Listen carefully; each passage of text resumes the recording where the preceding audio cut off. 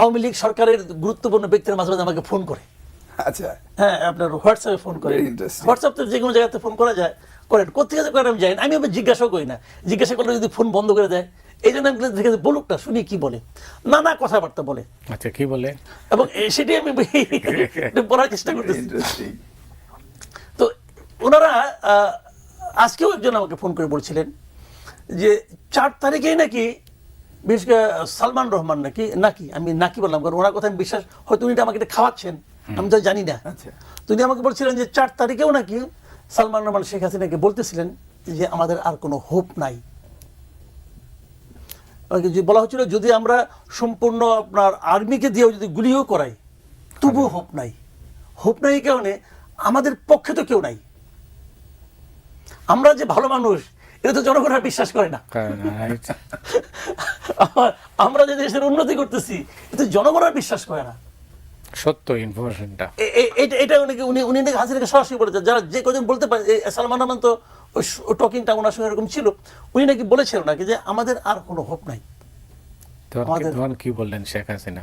বাকিটুকু উনি আমাকে বলেন নাই, আমিও জিজ্ঞাসা করি নাই, আমি শুনি খালি। কারণ কথা বলতে গেলে কোনটা আবার ওনার অপছন্দ হয়, তখন এই লাইনটা কেটে যায়। আমি লাইনটা কাটতে চাই না আসলে, এই জন্য আমি শুনছি যে দেখি কি বলে।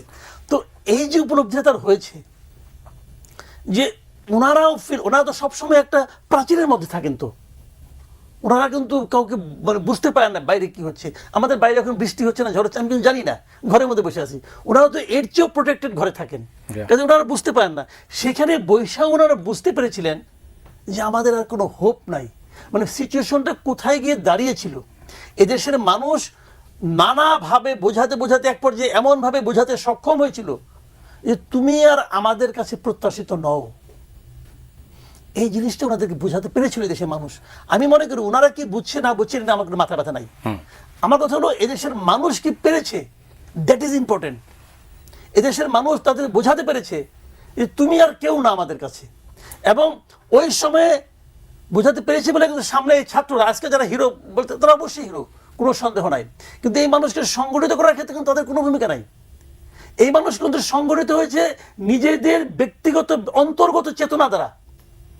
এবং সেই চেতনাটা এই গত 15 বছরে যে রাজনৈতিক আন্দোলন, তার ফলে কিন্তু হয়েছে। মানুষ বারবার বলতে রাজনৈতিক দলগুলোর ভূমিকা আছে, অবশ্যই ভূমিকা আছে। কিন্তু মানুষের ক্যারেক্টার চেঞ্জ। আপনি দেখেন বিএনপি যতগুলি মিটিং করেছিল এর আগে, ওই 10ই ডিসেম্বর মিটিং, তারপর সারা দেশের মিটিং, প্রত্যেকটা মিটিংয়ে কিন্তু হাজার হাজার লোক নানা রকম কষ্ট করে আসছে। আসার পরে তারা কি নিয়ে গেছে? কিছুই নিয়ে যেতে পারে নাই।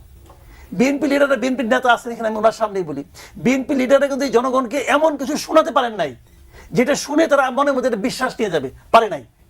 মানুষ হতাশা নিয়ে চলে গেছে, এই এত কষ্ট করে আসলাম, পাইলামটা কি? এরকম করতে করতে মানুষের মনে একটা চিন্তা আসছে যে আমার কাজটা আমাকেই করতে হবে। এবং তার কাজটা সেই করেছে, এই যে মানুষের মধ্যে যে চেতনাটা, হ্যাঁ বিএনপি বলতে পারে এই চেতনাটা আমাদের কারণে হয়েছে, হ্যাঁ তাও হতে পারে, আমার কিন্তু কোনো আপত্তি নাই, তাও হতে পারে। সামনে যে ছিল ভাই তুমি নেতা, কিন্তু আমি কাজটা করব। নেতা ছিল না, কিন্তু আপনি বলতে পারবেন এই আন্দোলনের একক নেতা কে ছিল? কেউ ছিল না, একক নেতা ছিল না।